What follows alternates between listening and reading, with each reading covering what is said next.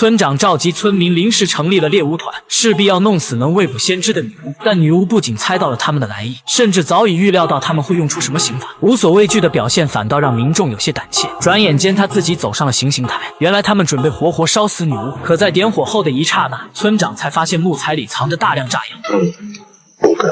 既然女巫早就预料到自己会死，必然会带走这些站脚助威的刽子手。不过在她死前，给女儿留下了一本预言笔记，其中一条明确标注：1980年12月，一颗苹果崛起，但无人能吃，将所有资金都投给乔布斯。虽然女儿现在不明白是什么意思，她的后人的确通过笔记过上了富足的生活。350年过去了，笔记已经传到女巫的曾孙女这一代。如今安娜能将笔记倒背如流，另外一个与她有关的人却活得差强人意，那就是村长的曾孙子。别看牛顿这个名字起得很睿智，可他却是祖传的倒霉体质，那是干一样毁掉一个行业的存在。长大之后，本以为应聘与世无争的文员就会没事，哪曾想第一天上班便引起电脑瘫痪，乃至整个公司停电。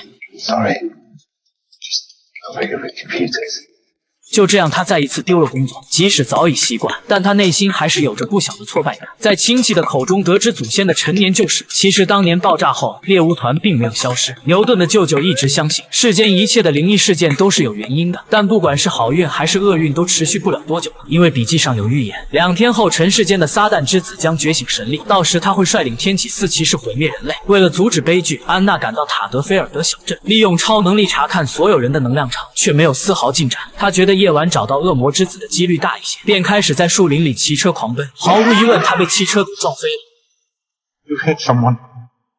I didn't. Somebody did. 而此时克劳利与拉斐尔还没有绝交，天使拉斐尔运用神力救了安娜，并好心送她回家。殊不知这一撞大大提升了拯救世界的希望。安娜竟把预言书落在了车上，之后6000年的友谊出现了裂痕。失落的拉斐尔才意识到预言书的绝妙，预言书竟预测到他会看到笔记，甚至连一旁凉透的咖啡都能了然。于是拉斐尔用了1晚上的时间，竟真的找到撒旦之子寄养在凡间的地址。从这里可以看出，拉斐尔要比安娜更能看懂预言笔记。Sorry, right number.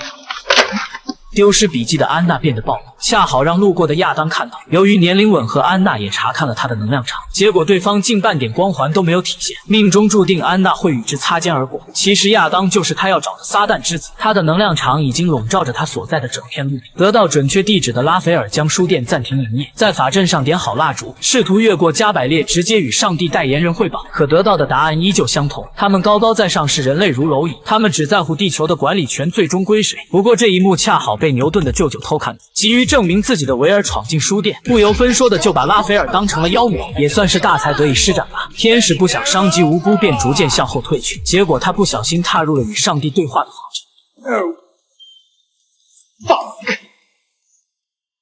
当场肉身被化为灰烬，而灵魂被强行收回天堂。看到这些，维尔还真认为是自己的法术起了作用。开门离开的风雨吹倒了烛台，书店也将像他的肉身一样化为灰烬。当克劳利看到书店起火，以为拉斐尔在火灾中丧生，他的内心充满了悲伤和悔恨。想必克劳利是真的害怕，不想想天使会被火灾烧死吗？但克劳利的危机却即将要来临。哈斯塔不仅知道克劳利弄丢了小少爷，并且还知道克劳利私下与天使举止亲密。